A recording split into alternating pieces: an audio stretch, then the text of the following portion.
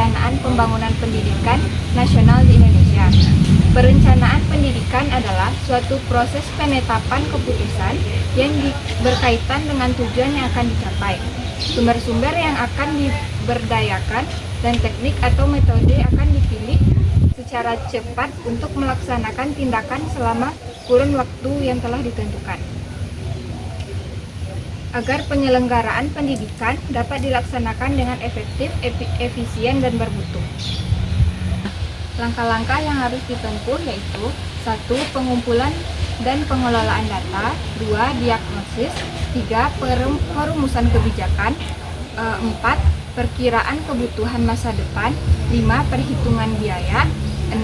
Ketetapan sasaran, 7. Perumusan rencana, 8. Perincian rencana, 9. Implementasi rencana, 10. Evaluasi rencana, dan 11.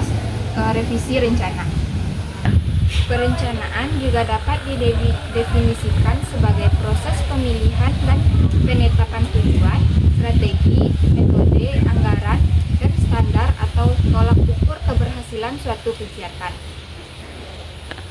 Perencanaan adalah suatu proses yang tidak berakhir bila rencana tersebut telah diterapkan, diimplementasikan setiap saat. Selama proses implementasi dan pengawasan, rencana-rencana mungkin memerlukan perbaikan agar tetap berguna. Perencanaan kembali kadang-kadang dapat menjadi faktor kunci agar mampu menyesuaikan diri dengan situasi dan kondisi baru secepat mungkin. Tujuan dari Perencanaan Pendidikan Nasional yang tertuang dalam Undang-Undang Nomor 20 Tahun 2003 adalah mengembangkan potensi peserta didik agar menjadi manusia yang beriman dan bertakwa kepada Tuhan Yang Maha Esa, berakhlak mulia, sehat, berilmu, cakap, kreatif, mandiri, dan menjadi warga negara demokratis serta bertanggung jawab.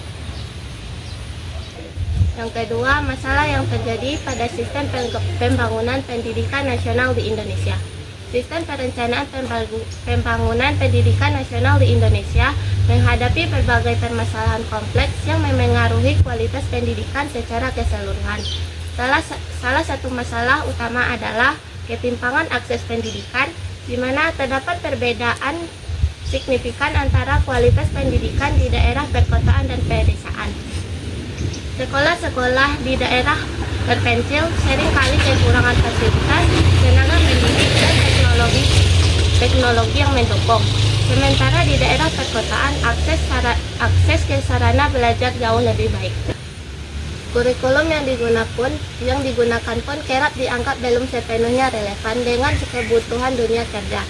Masih ada kesenjangan antara keterampilan yang diajarkan di sekolah dengan kompetensi yang dibutuhkan oleh industri, sehingga lulusan pendidikan seringkali kesulitan bersaing di pasar kerja. Tidak hanya itu, lemahnya sinergi antara pemerintah merencanakan sistem mengimplementasikan kebijakan pendidikan membuat banyak program tidak berjalan efektif. Untuk mengatasi masalah tersebut, dari permasalahan tersebut diperlukan solusi yang komprehensif dan berkelanjutan. Pertama, memperkuat koordinasi antara pemerintah pusat dan daerah menjadi kunci agar kebijakan pendidikan dapat diterapkan secara efektif di seluruh wilayah.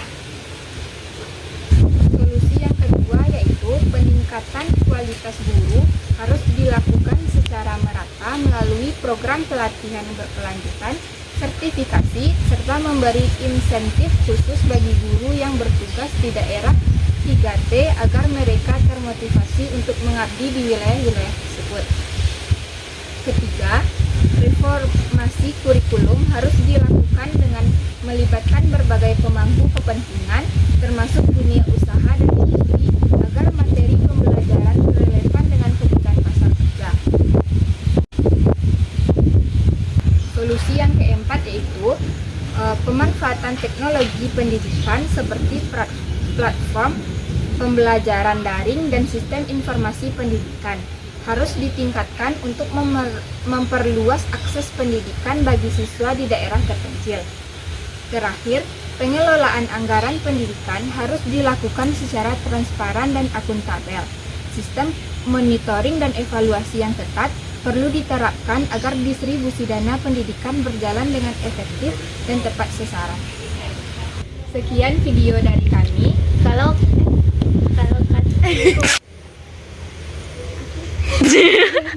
Sekian video dari kami kalau ada kata yang salah kami mohon maaf. Saya Ovianita Pratiwi. dan saya Zia Khairani.